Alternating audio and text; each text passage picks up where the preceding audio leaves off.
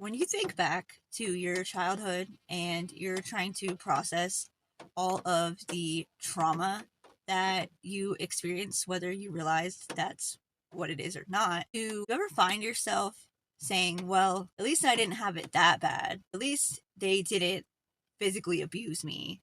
I wasn't mentally abused or worse. Mine was just emotional.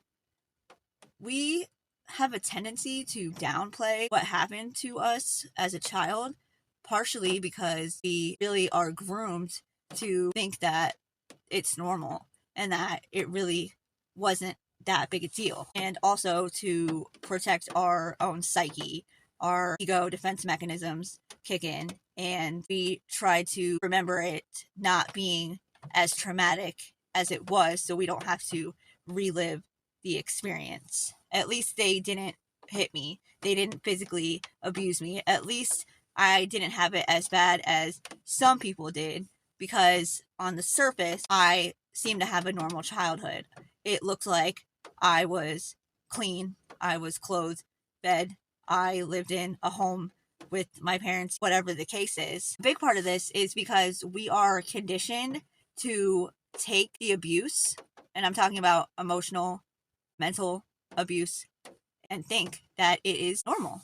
We are conditioned to absorb the toxic emotions or lack thereof of our caregivers and to just be quiet about it because that's just the way it's done. When a child grows up without having stability or any sort of caregiver that they can trust emotionally, they don't have a stable support system, this will result in them being hyper vigilant. We now will learn how to read body language, moods, vibes. We become experts in predicting the moods of our caregivers and walking on eggshells so as not to upset them, whether they're volatile or they just would not show us any love or affection. Whatever the case is, we learned at an early age that if we did not conform and act the way that we were expected to act, we would be punished in one way or another. Like I said, it doesn't have to be physical punishment. It could have been, but it could just be you were ray-rocked, you were ignored, you didn't get any love, quote, love, which is actually affection and attention, which you mistook as love because you never actually received real love. We learn how to self-soothe because there's never anyone there to soothe us. We learn how to make it on our own, and we enter into survival mode and we don't get out of it. We learn to put the needs of our caregivers before ours, which is not natural. We are expected to comfort others even though we were never comforted. And in adulthood, this will turn into an issue. It will turn into people-pleasing behavior.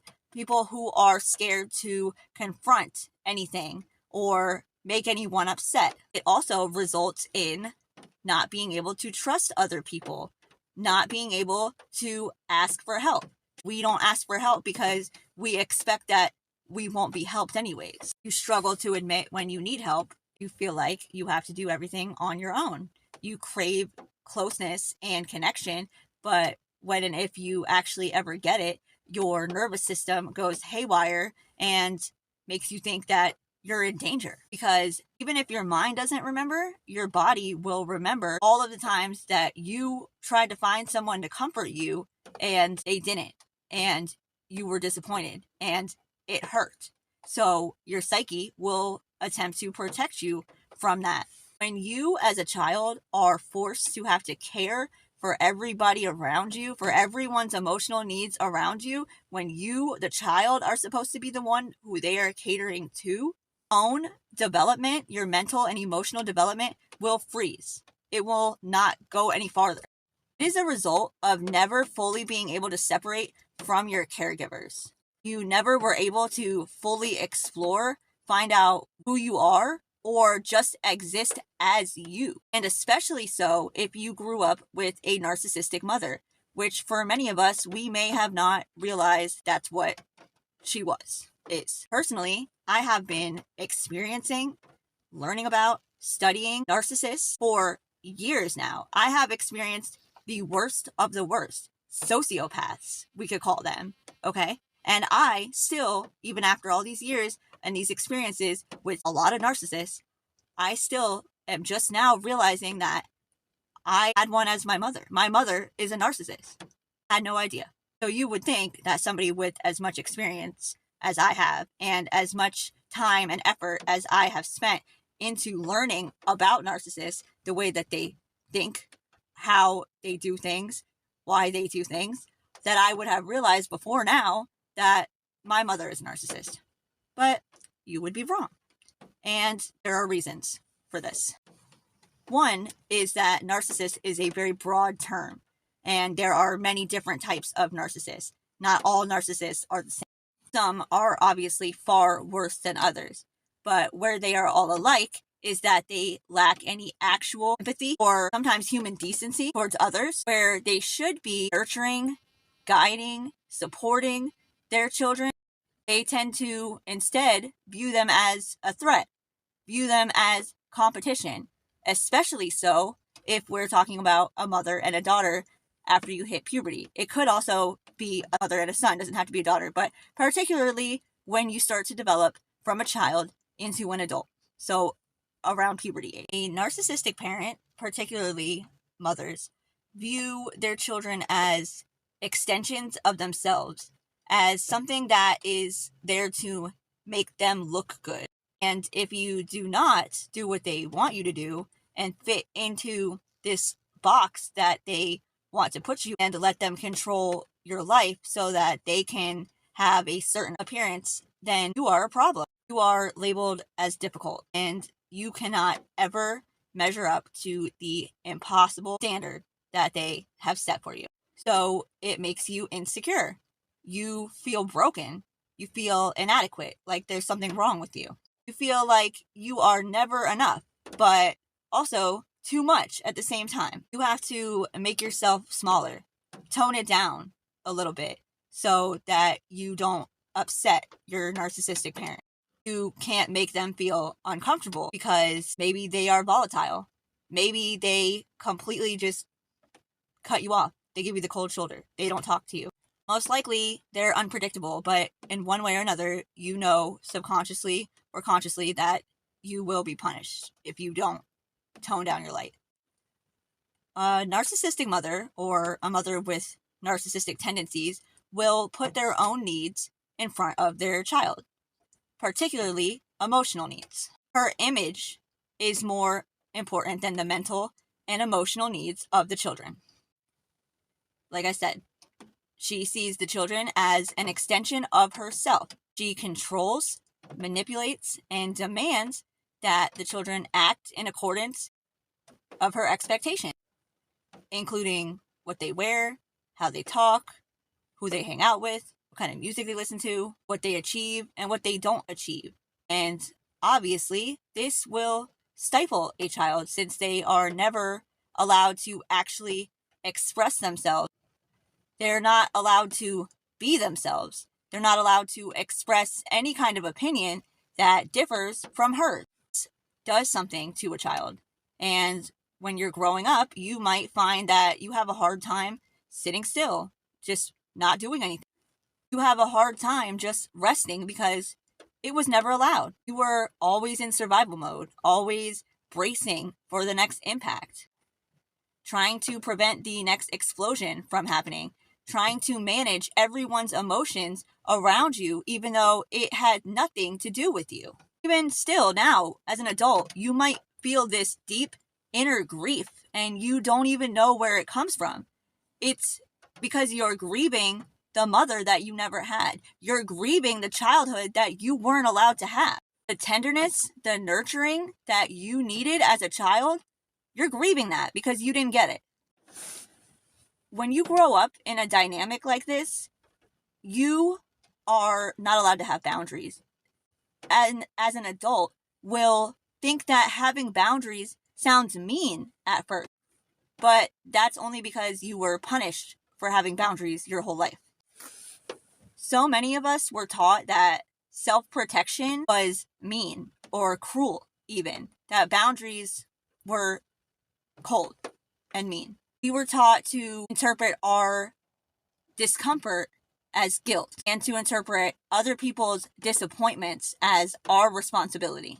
Boundaries are not mean. Boundaries are clarity. Boundaries are safety. And boundaries are how you finally learn where you end and somebody else begins. And if it feels mean at first to put out boundaries with somebody, that is just more proof that you were never allowed to take up space in your own life. I personally was not allowed boundaries, or an opinion, or a voice. I was silenced, even though I have always had wisdom far beyond my years. I was treated as if I didn't know enough to have my own thoughts, my own opinions. If my mom was wrong about something and I was right, it didn't matter. I was silenced. I was overruled. I had strict rules that I was expected to adhere to, but no actual understanding of the significance behind these rules. I was groomed to absorb pain and call it love. But I was never hard to love. I was just surrounded by people who didn't actually know what love is. The child who was never comforted still lives inside the adult that struggles to ask for help, who keeps apologizing all the time, who hides their pain behind a smile because they feel like they have to. Some mothers have, quote, vulnerable narcissism, which can be hard to detect and also causes malfunctions while attempting to grow into a successful adult. Because this kind of mother actually perceives the child as difficult, as if they are the problem, which will make you question your worth, hate yourself, pick yourself apart, wonder what you could do or be or have that would make you better. You will start to criticize every little thing you do, just like your mother did. You will also question every person that you get close to in a relationship, subconsciously wondering if one day they're going to realize that you're not enough and they'll leave too. This kind of mother or person in general lacks empathy. They will invalidate your feelings and experiences. When children express genuine emotions, they will be criticized, shut down, belittled, told they're too sensitive, suck it up, walk it off. This kind of mother will also favor one child over another, which creates a dynamic where the child or children only feel loved when they perform. But at the same time, nothing that you do is ever good enough, and your reality is dismissed. They will reframe any pain that you have as being your fault, and you will believe them. Being a mother now, myself, and looking back on what I experienced as a child, it has opened up my eyes to my childhood, what I actually experienced in my childhood, and who my mother actually was and is. The day when you finally realize that it didn't matter how good you were at anything, how successful you became, how much you excelled in any given area, it wasn't good enough. It would have never been good enough.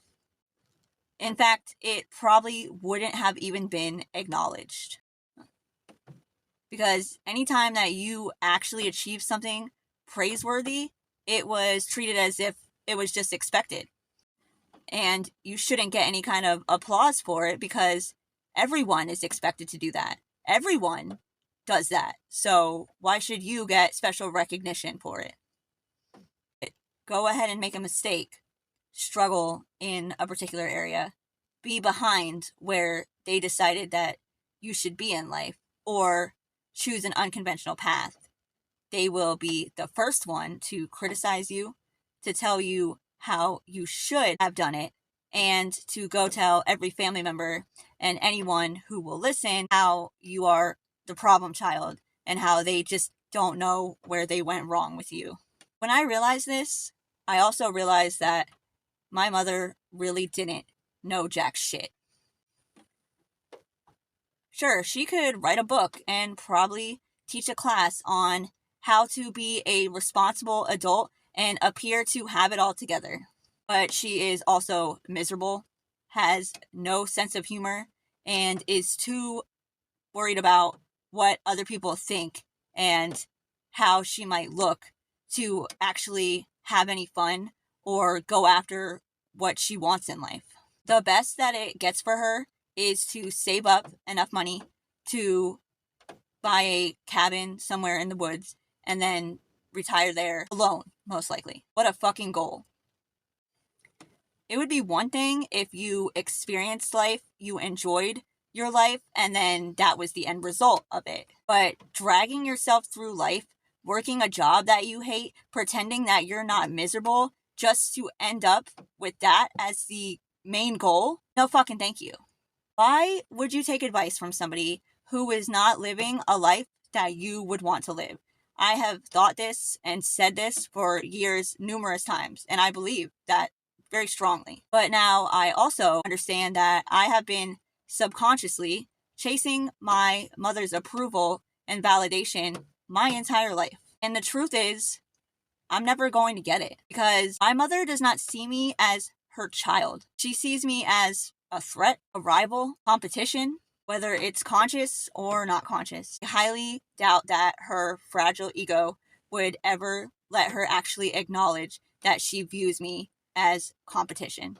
She started viewing me as a rival basically the second that I hit puberty. That's when I became a problem, and she decided that I was an inconvenience. And for a long time, she had me believing it too. But the truth is, she started acting different towards me. She decided that I did not behave or live or show up in the world in the way that she decided I should. It wasn't up to her standards. There was never any consideration that she could have been the problem. That she put unfair burdens, responsibilities, and pressure on a child, and then never even praised me for being able to pull all of that excess weight that I should have never had to in the first place. And not only was I never praised or so much as acknowledged for all of the unfair responsibilities that I was expected to handle because it was expected of me, I also did not get any kind of empathy or special privileges. I was expected to be an adult when my mother was at work at the age of 13, 14, to help finish dinner for my little brothers who were 4 and 6, and then up from there. Bathe them, put them to bed, to mother them, basically. And whatever else, laundry, clean up, whatever I was supposed to do at 13, 14 years old. And other than that, I had much stricter rules than any of my friends, even my friends who were younger than me. No leeway, no consideration of my wants or my needs. And it did not matter how good of an argument I had for why I should be able to do something. She would not budge. She would stubbornly insist that she was the one who made the rules and that had to follow them. I had to do what I was told without complaint. And there was absolutely no regard for how cold, cruel, and unfair that actually was. She wouldn't even have considered looking at how ridiculous her expectations actually were. And I was a good kid. Didn't get in trouble. I got good grades, honor roll, at least. I handled all of the unfair responsibilities that were put upon me. Even though I was not old enough to be dealing with these responsibilities, I handled them with grace, without complaining. And none of that was so much as acknowledged. My first day of middle school, 6th grade, I had a, quote, accident, which I thought was an accident at the time, but later on in adulthood, found out that it was actually intentionally done by a psychopath who has always had a problem with me that I knew nothing about until adulthood. So what happened was wearing my Limited 2 outfit. It was white capris with a blue stripe down the side, and I had a matching blue Limited 2 shirt with white stripes. I was hot shit, okay? I thought it was. And I had a nachos Lunchable. And some crazy, sadistic little ginger child accidentally knocked it over onto my white Limited 2 pants. I called my mother. I tried to get her to bring me new clothes. She wouldn't. We lived 5 minutes away from the school. It was like a 10-15 minute walk. Tops. 5-minute drive. She wouldn't. She made me stay the rest of the day with those clothes and then walk home.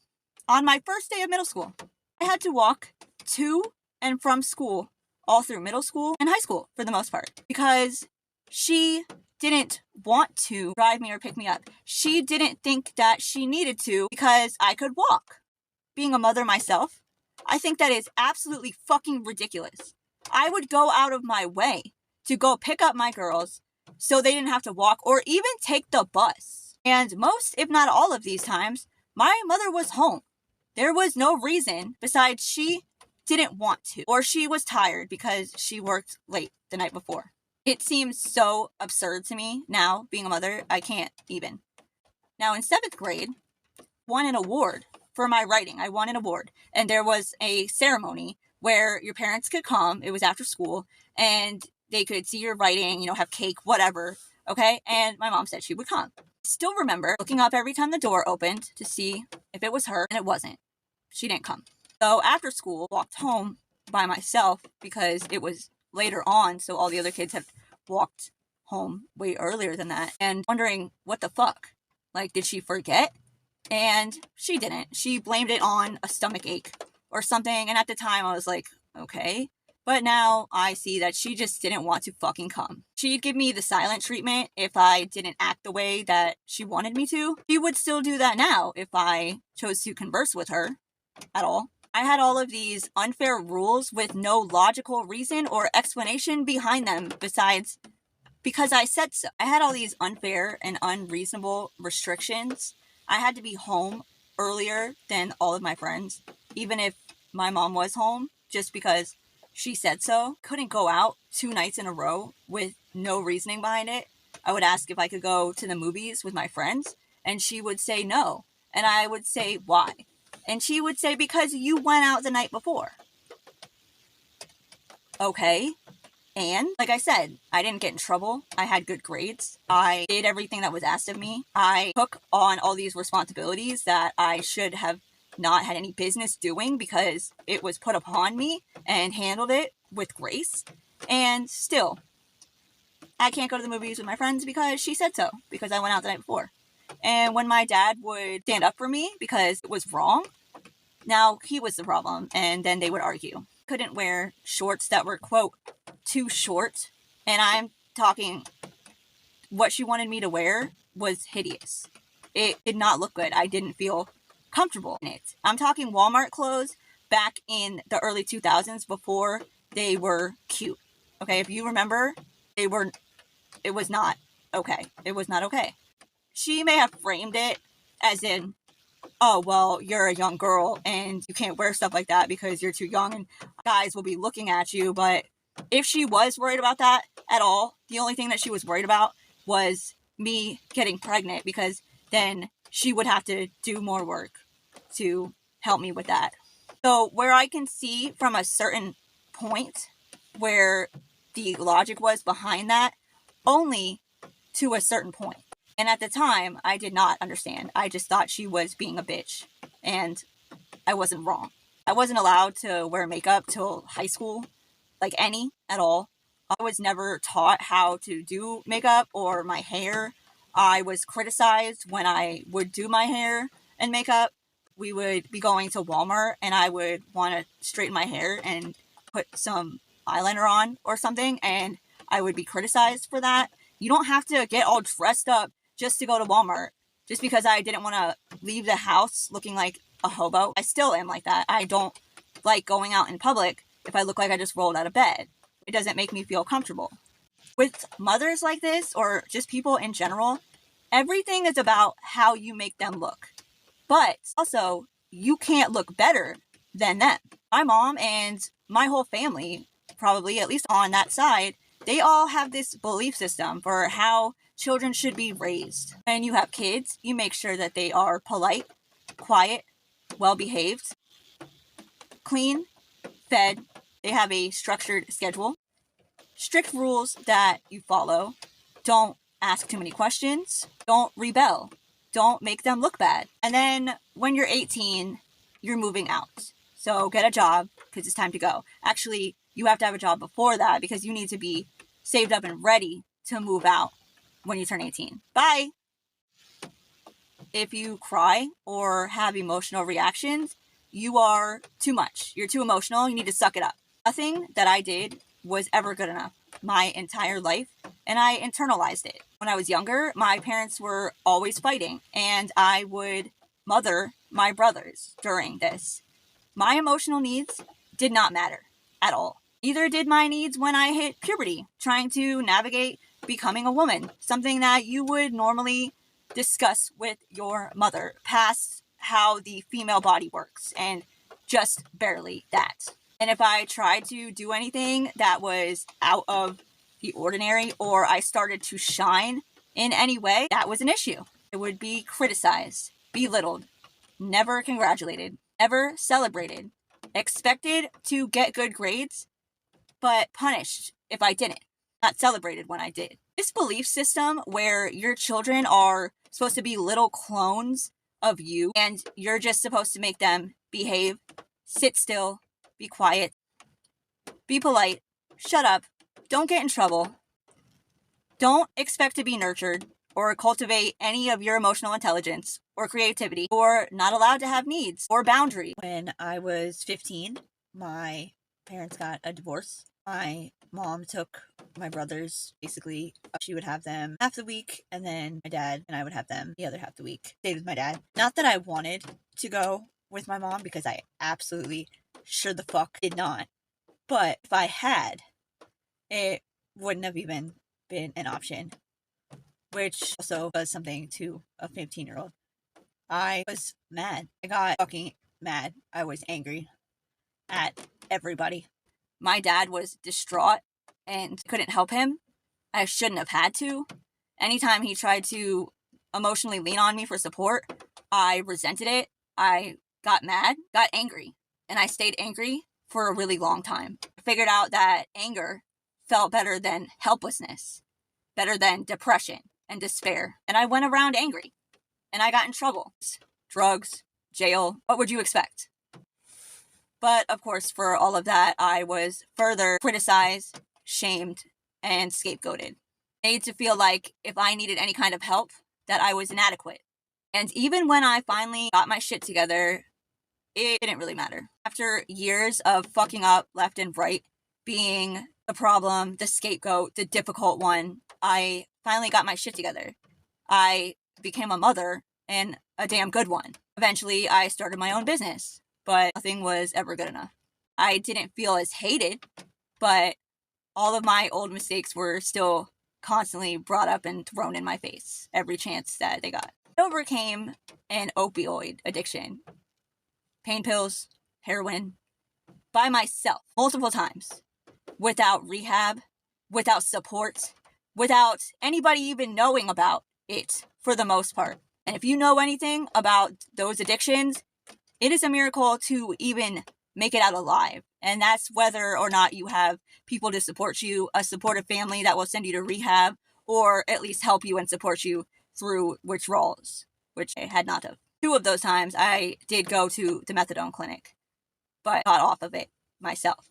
And the first time, my dad did drive me to the clinic every morning. So I'm not going to say I didn't have any help, but that was my help, my dad, when he could.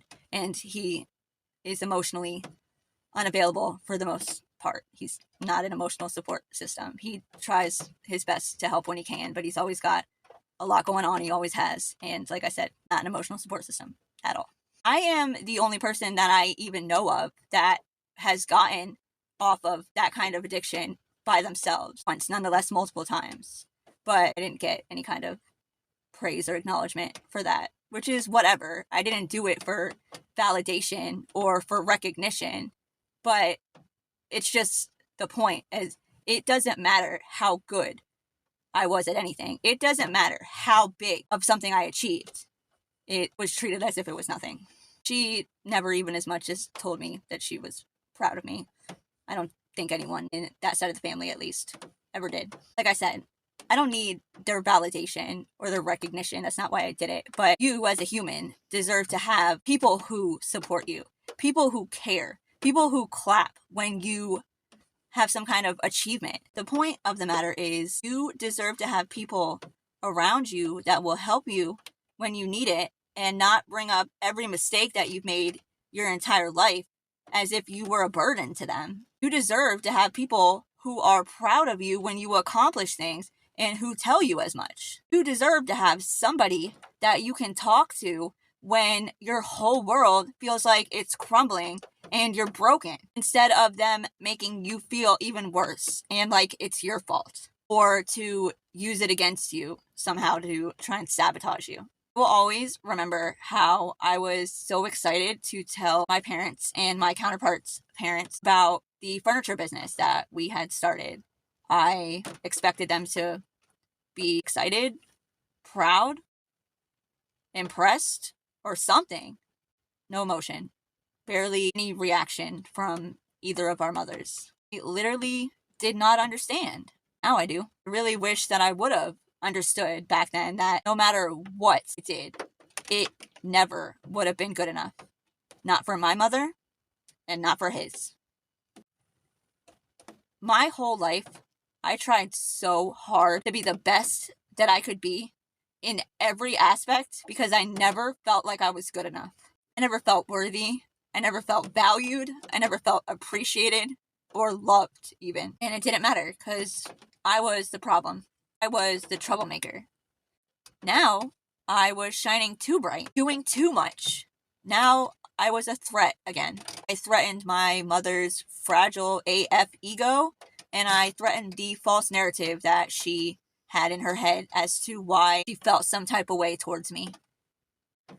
Because she could never admit to herself that it was because she felt threatened. She felt jealous. And for some reason, she viewed me as a rival, as competition. And now I was starting to look better than her. Better as a mother, better looking, better as an entrepreneur, which she never would have even imagined herself being able to do. She criticized me every chance that she got. Like I said, she still would if I would allow it. Hates that I am more confident, that I am more everything, really. She hated me for that.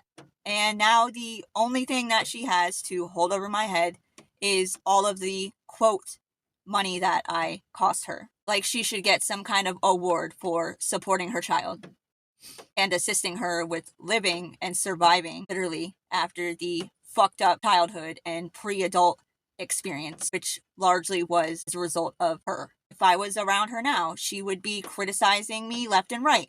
My parenting, my career choices, my beliefs, my opinions, my views, how I dress, what color my hair is, you name it. Nothing is ever her fault.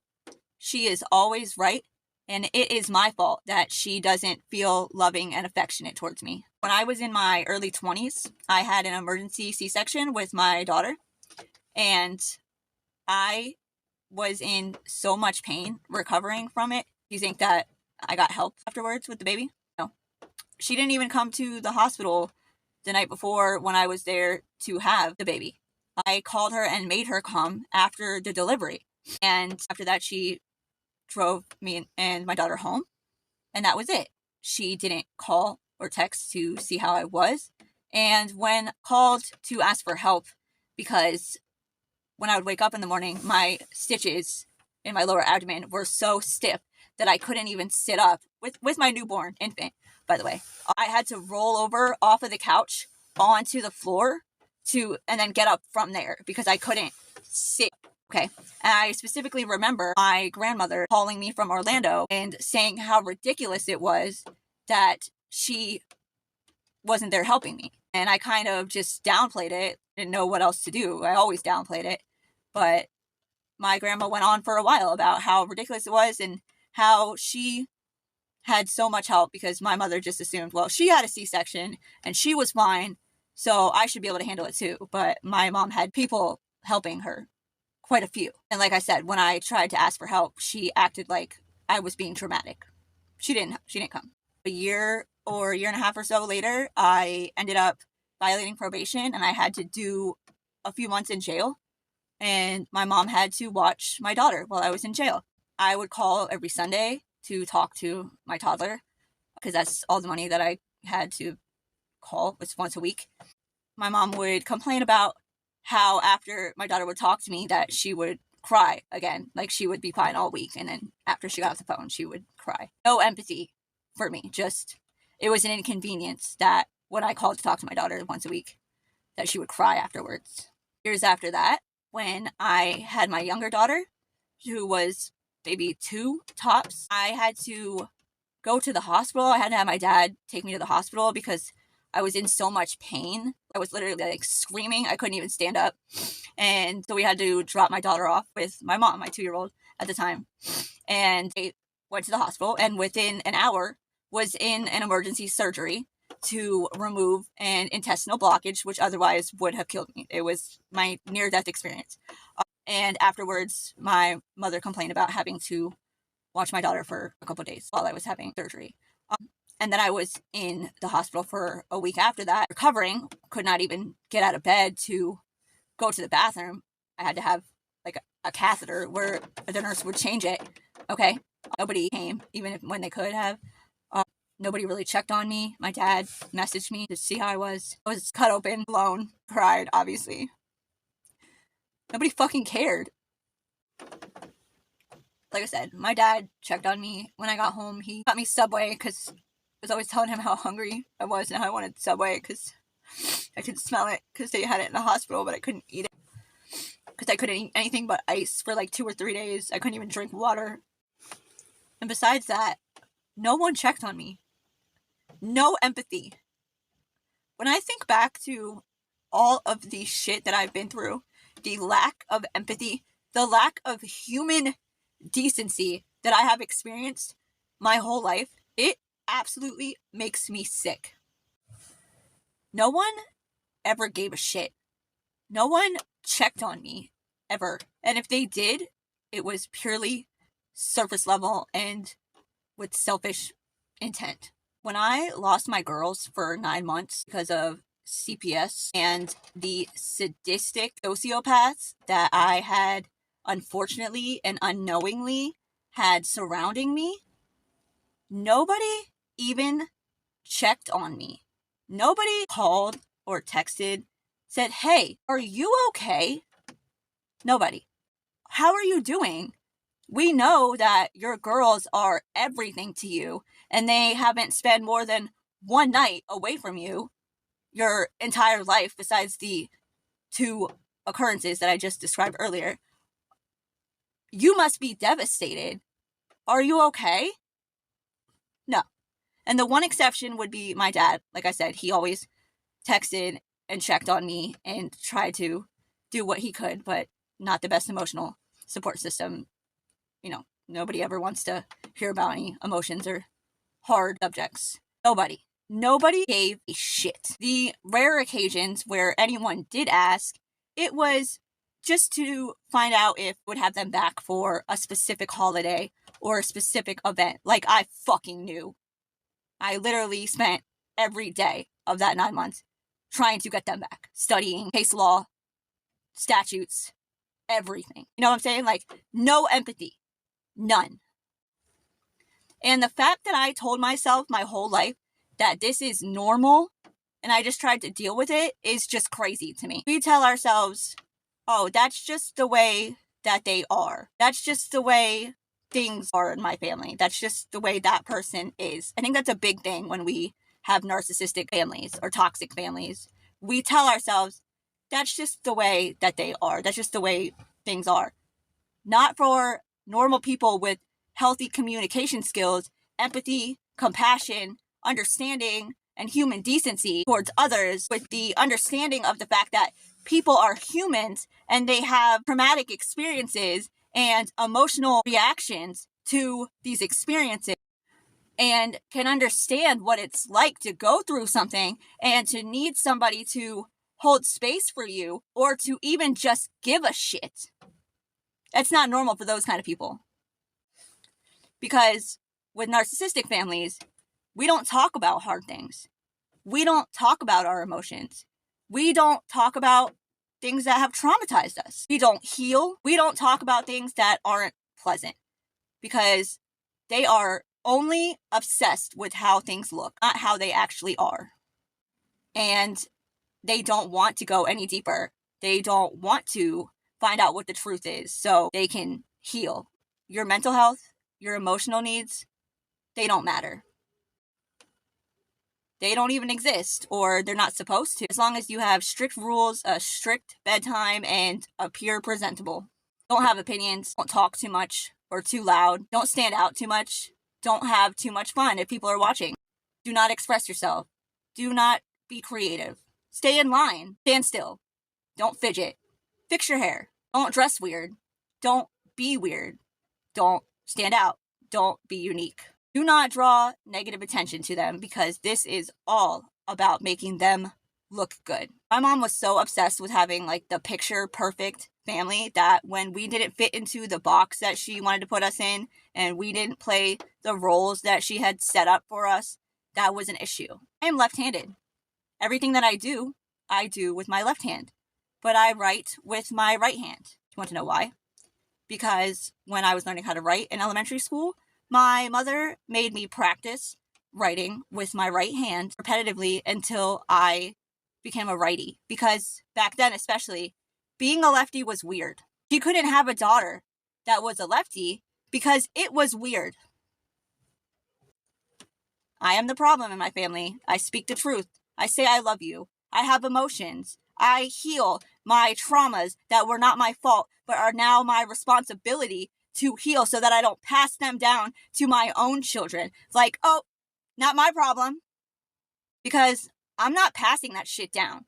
And I'm not living out my whole life being miserable, pretending like I'm not, and projecting that misery onto other people while I hide my secret addictions and coping mechanisms, because we all have our own way of coping with the emptiness that we feel inside from never fully being seen, supported, loved.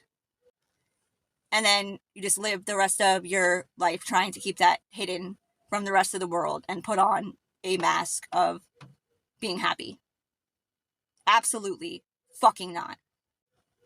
We have to take responsibility and accountability for our own lives and heal the trauma that we were subjected to. And it doesn't matter what people think about it, because if they knew what the fuck they were talking about, they would be doing the same thing. They don't even have the desire or the ability to self-reflect and look at themselves because it's uncomfortable, and they have spent their entire lives running away from things that are uncomfortable and doing the bare minimum to try and make it appear that they are a functional adult and that they're doing what they're supposed to be doing and that they're happy. But it's purely surface level. They never do the inner work, never do the healing, never actually doing what the fuck we're supposed to be doing here on this planet in the first place. And then passing that shit down to our children. Like I said, oh, that's not my problem. Kick them out at 18. Fuck it. They have emotional issues. They have addictions. Probably just because they're a bad egg. You know, it's not because of the parents. Could never be me. It has everything to do with the parents. If your kids turn out miserable, depressed, with addictions, that's on you. And I don't give a fuck who likes that and who doesn't. It is up to us to make sure that our children do not end up fucked up. And that's a big responsibility, but so what? Step the fuck up. What else do you have to do? There's literally nothing that is more important than that. That's what we're supposed to be doing here. We are supposed to be helping, teaching, nurturing, and guiding our children so that they can become functional, successful adults that will experience fulfillment and joy in life. They can find out who they are and go down their path as we were meant to. But most of us are too busy nursing old wounds that never healed from our parents that are emotionally stunted children inside. And those of us who realize all of that, we are made out to be the problem. We are the issue. We don't know what we're doing. We just need to conform and get in line and do what everybody else does. And the only way that these types of people will ever see that they're wrong is when we separate ourselves from that toxicity and do what the fuck we said we were gonna do anyways. Because when you do what you say you're gonna do, when you turn out to be exactly who you said you were going to be, and not only that, but without any help, without any support, with people putting you down and telling you that you can't do it your whole life, without even having the basic human support that you need as a child to become an adult, without any of that, just you and God, they won't have any choice but to see that they were wrong and you were right. And that is how you break the generational curses and stop that trauma from being passed down to your children. It is simple. It's not easy, but it is simple to understand. And life is hard either way, but you get to choose your hard. Feeling inadequate and insecure your whole life to a point where you feel the need to tear other people down so that you can feel any kind of relief, but you still feel inadequate, is hard. Going after your goals and your dreams is hard. So is never having the courage to go after your dreams and then being miserable and in regret for the rest of your life. And I will never understand how people go their entire life being too scared of what people will think to go after their goals in life, to go after what they really want, what would make them happy. They don't do that because they're scared of what people will think. There are so many people who are meant to be together, meaning like that is their person, that is their true love that they will never get over, and they are not together because they are worried about what people will think. That is one of the craziest things I have ever heard in my entire life. And let me tell you, I've seen some shit. And it really just hit me the other day when I realized that all of the things that narcissistic parents will hold over your head your entire life are, one, things that they are required to do as a parent, and two, they only did them because if they didn't, it would have made them look bad. If they didn't make sure that you were sheltered, clean, fed, it would make them look bad. If they didn't help you when you needed to stay there or you would have been homeless and they could have helped you, it would have made them look bad. Little of it, if any, had anything to do with you. It was all literally just to keep them from looking like a, quote, bad person. It wasn't because they cared about your emotional health, your mental health, even maybe your physical health, but because people would have looked at them as if they were not a good parent, as if they were not a good person. People would have judged them for letting their own child be homeless when they had the ability to make sure that they weren't homeless. That was the sole motivation behind everything that they did and they used to guilt and shame us with. Did they care what you were doing once you were not around them anymore? No. Did they call and check on you? No. They just guilt you for not calling and checking on them, even though they don't even fucking like you. Did they care enough to make sure that you were mentally and emotionally stable enough to go out to the world and be successful? Fuck no. But they sure the hell shamed you for not being able to do anything correctly, not having the tools that they were supposed to fucking give you. So while they're guilting you into staying connected to them or shaming you somehow by bringing up all of the things that they, quote, did, all of the things that they've done for you, they didn't even do it for you. They did it because they didn't want to look bad for not doing it. And no matter how good you were, how successful, how impressive anything that you became or achieved was, it wouldn't have mattered. You never would have gotten the love and validation that you've been chasing your whole life because they lack the capacity to acknowledge when you are great at something. They lack the capacity to actually be proud of you and praise you for something. They would always have found a reason to criticize you and make it seem like you weren't as great as you were. Not give you your flowers, not give you the credit that you deserved. And this is sad and it's unfortunate, but it is a reality. And when you realize this, it is also freeing because you can then stop chasing that validation and just go do what makes you happy because you can understand that it doesn't matter anyways. They will never approve of anything that you do. It will always be not good enough. And fuck them. You can finally stop trying to be good enough for people who are determined to view you as inadequate to protect their own fragile ego and psyche. And you can just do whatever it is that makes you happy because you finally understand that it doesn't matter what you do. They'll never approve of it because it's you that is doing it. They decided a long time ago that you were going to be the reason that they are unhappy. you were going to be the scapegoat and the one that they blamed for why their life didn't turn out the way that they wanted it to. But you don't have to own that part that they tried to get you to play in their movie. You have your own movie. You are the main character, and you can do whatever the fuck you want in it. And you can be whoever it is that you want to be.